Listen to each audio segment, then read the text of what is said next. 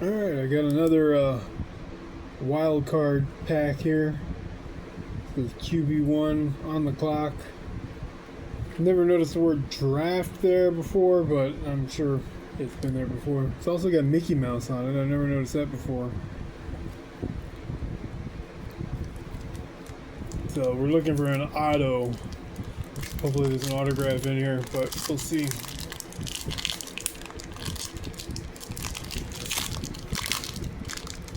I see the name. It's Peyton. So I've got both Manning brothers. 8 out of 18. Peyton Manning. Color match too. Blue. So that's pretty good.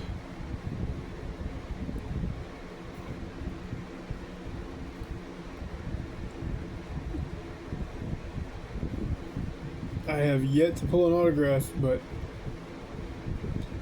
I've pulled every card I've pulled has been pretty good out of this stuff. So this might be the best NFL product out there.